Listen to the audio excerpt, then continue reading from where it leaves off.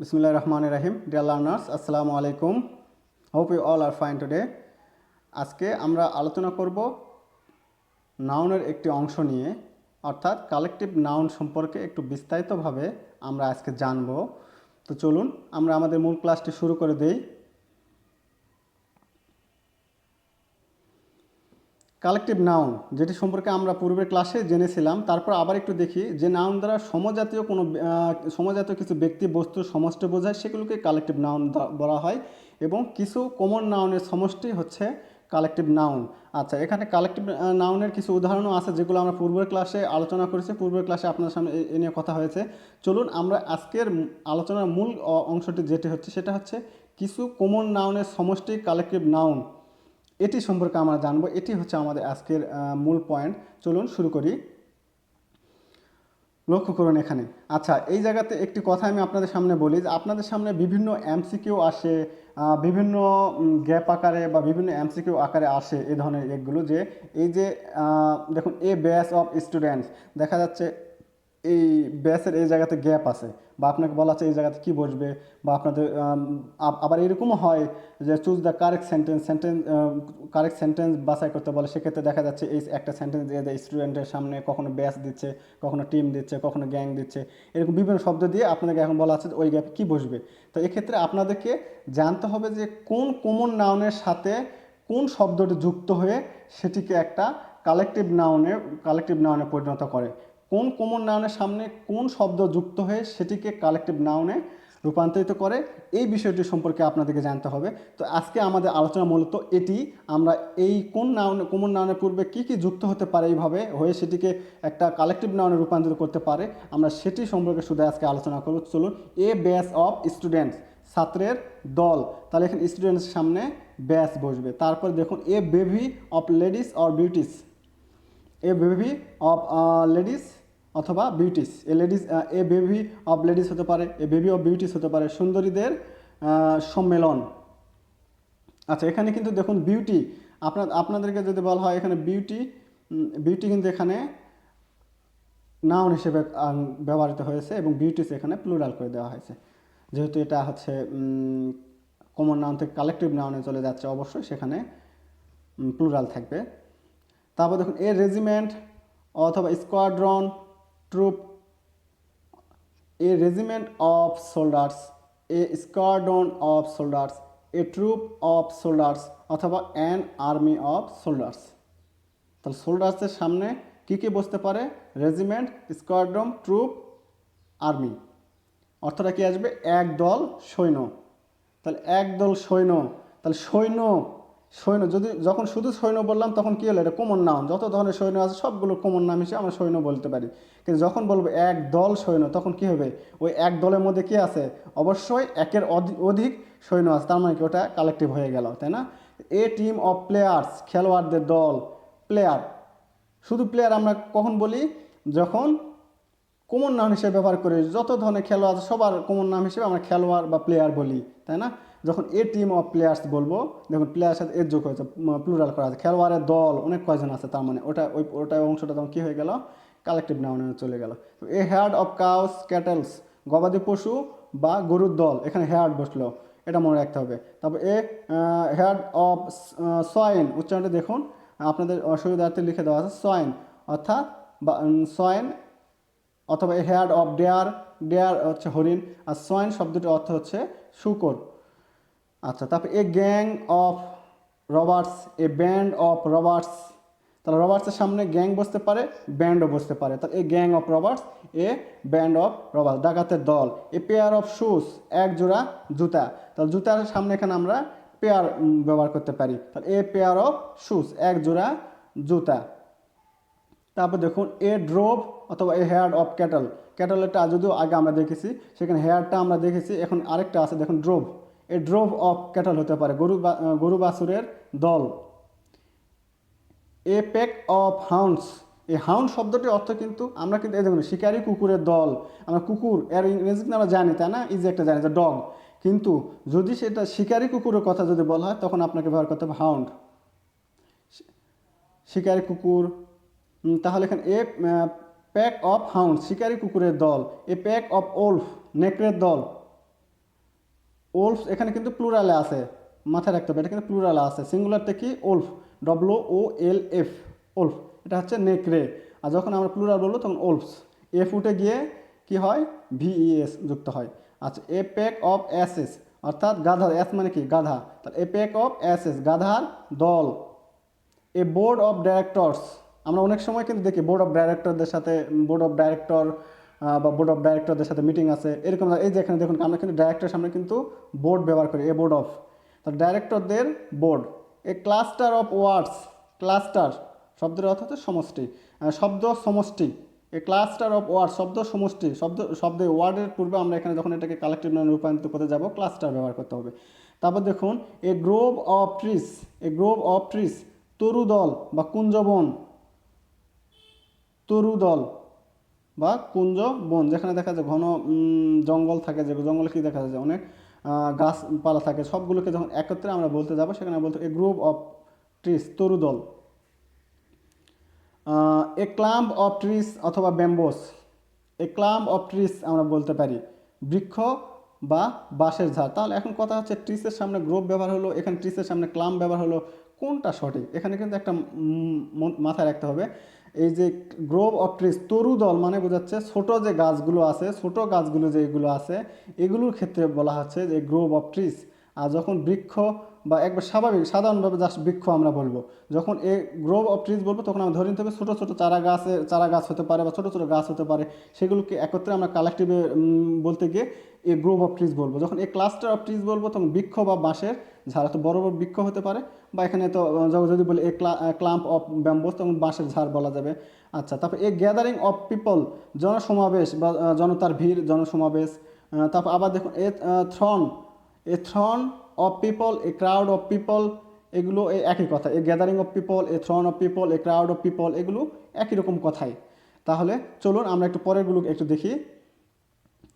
A broad of chickens, মুরগির ছানার ভিড়, এ ব্রড অফ চিকেন, মুরগির ছানার ভিড়।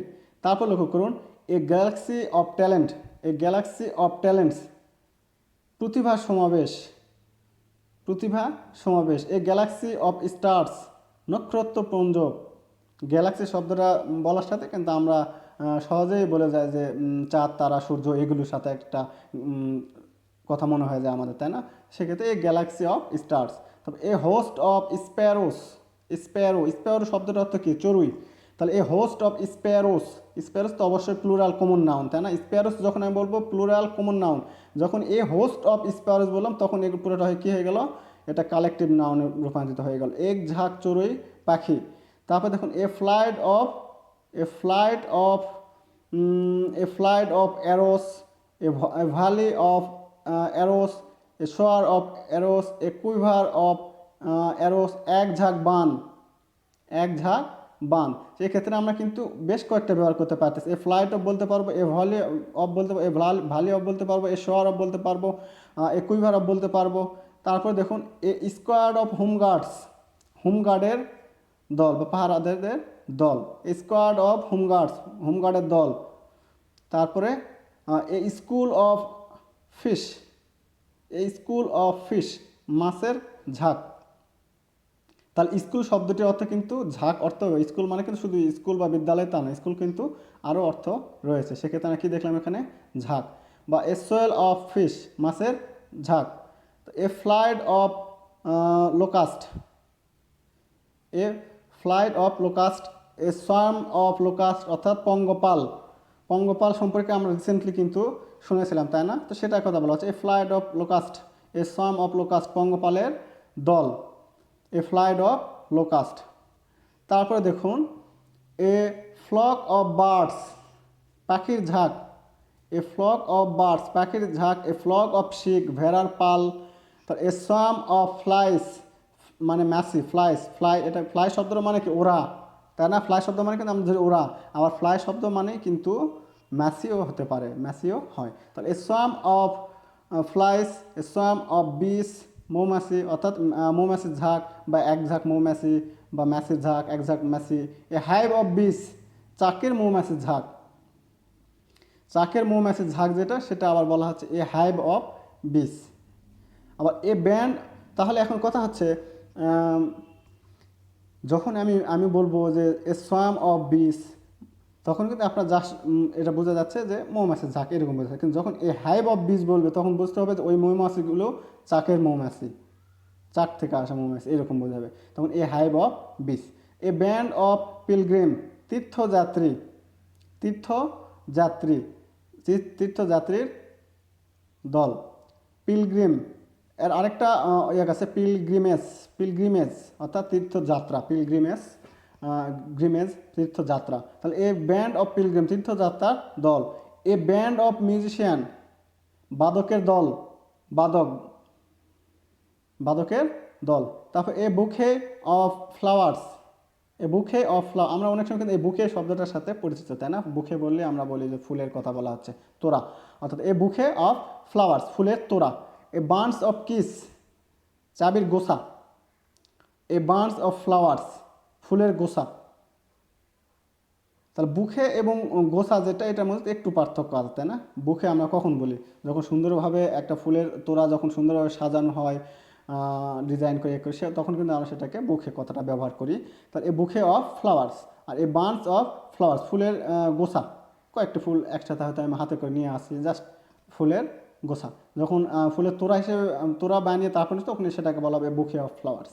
আচ্ছা, তারপর দেখুন এ বান্ডস অফ বানানাস, কলার ছড়া, আমরা কলার ছড়ি বলি না, যে কলার ছড়ি, তো এটাই বলা হচ্ছে যে এ বান্ডস অফ বানানাস কলার ছড়া। তারপর এ বান্ডস অফ গ্রেপস, গ্রেপ শব্দটার সাথে আমরা পরিচিত, তাই না? আঙ্গুর, এ বান্ডস অফ গ্রেপস আঙ্গুরের থোকা, আঙ্গুরের থোকা। ওকে, চলুন। এ কালেকশন অফ রিলিক্স দুষ্প্রাপ্য বইয়ের ভিড়, ভিড় বা কালেকশন বোঝানো হচ্ছে এখানে, এ কালেকশন অফ রিলিক্স। তারপর এ ক্রাউড অফ প্যাসেঞ্জার্স যাত্রীদের ভিড়, এ ক্রাউড অফ প্যাসেঞ্জার যাত্রীদের ভিড়। A heap of files, a heap of files ফাইলের স্তূপ।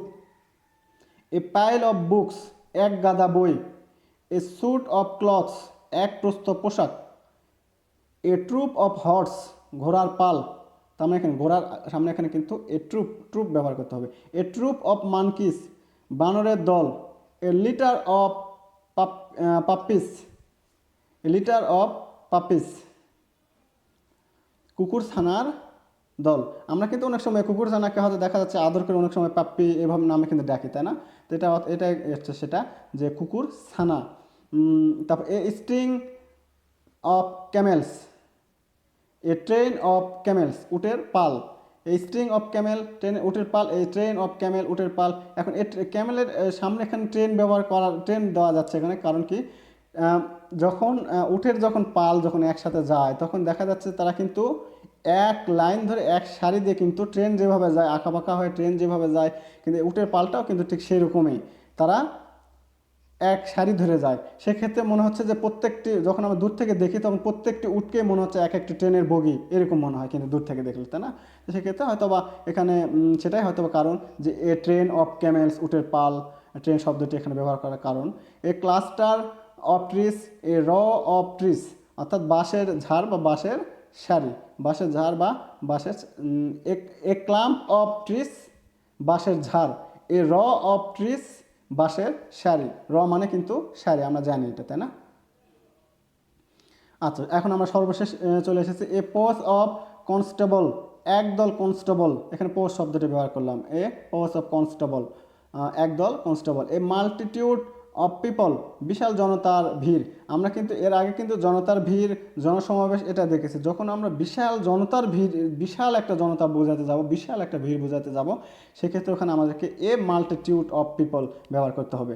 তারপর দেখুন এ প্যানেল অফ এক্সপার্টস বিশেষজ্ঞ দল, বিশেষজ্ঞ বৃন্দ, বিশেষজ্ঞ দল। এ প্রাইড অফ লায়ন্স সিংহের দল। A wad, a wad of bank notes, bank note নোটের গাঁট, নোটের গাঁট বলি না আমরা, গাঁট এই শব্দ এখানে প্রয়োজন, নোটের গাঁট বা নোটের বান্ডিল। তাহলে এই যে এ ওয়েড অফ ব্যাংক নোট মানে নোটের গাঁট বা নোটের তারা বা নোটের বান্ডিল, এটাই বলা হচ্ছে ওয়েড অফ ব্যাংক নোটস। তাহলে আপনারা হয়তো ভাবছেন যে এতক্ষণ ধরে আমরা যে জিনিসগুলো দেখলাম এই জিনিসগুলোতে বোঝার কি ব্যাপার আছে, তাই না? হ্যাঁ, এখানে বোঝার ব্যাপার খুব অল্প আছে। এখানে হয়তো বা আপনাদেরকে বেশি বেশি প্র্যাকটিস করতে হবে, বেশি বেশি এক্সারসাইজ বেশি বেশি দেখতে হবে, পড়তে হবে, তাহলে হয়তো এই জিনিসগুলো আপনাদের মাথায় সেট হয়ে যাবে। তবে এখানে বেশি কিন্তু বুঝে পড়ার মতো এখানে বেশি কিছু নেই, খুব অল্পই আছে। কিন্তু বেশিরভাগই আপনাদেরকে বারবার দেখা, বারবার পড়া, বারবার পড়ুন একটা জিনিস, বারবার পড়ুন এভাবে, a multitude of people, a multitude of people. এই যে দেখুন আমি এক নাগারে এইভাবে পড়তেছি, পড়ার ক্ষেত্রে শেষে গিয়ে দেখা যাবে একটা সময় গিয়ে আমি এটা আমার সব কিছু মাথায় গুছিয়ে যাবে। আপনাদের মনে হতে পারে এই অংশটা আননেসেসারি ছিল, কিন্তু না, এই অংশগুলো থেকে ভবিষ্যতে অ্যাডমিশন থেকে শুরু করে বিভিন্ন চাকরির পরীক্ষা, বিসিএস পরীক্ষা, এগুলোতে যে কী পরিমাণ প্রশ্ন হয় ইউ কান্ট ইমাজিন, আপনারা অনুমান করতেও পারবেন না। অবশ্যই এই জিনিসগুলো গুরুত্বপূর্ণ, যার কারণে আলাদাভাবে আজকে আমি এই জিনিসগুলো নিয়ে আপনার সামনে আলোচনা করেছি। চাইলে এগুলো হয়তো আপনারা বিভিন্ন জায়গাতেও পেতে পারতেন, তারপরেও আপনার সামনে সেই বিষয় বিভিন্ন জায়গায় জাস্ট দেখা এবং একটু আলোচনার মাধ্যমে সেই জিনিসগুলো শোনা, এটার মধ্যে অনেক পার্থক্য আছে। তো আপনাদের সামনে আজকের ক্লাস এখানেই আমি শেষ করছি। পরবর্তীতে আরেকটি ক্লাস নিয়ে আপনাদের সামনে আবার হাজির হব। ততক্ষণ পর্যন্ত সবাই ভালো থাকবেন, সুস্থ থাকবেন। আল্লাহ হাফেজ।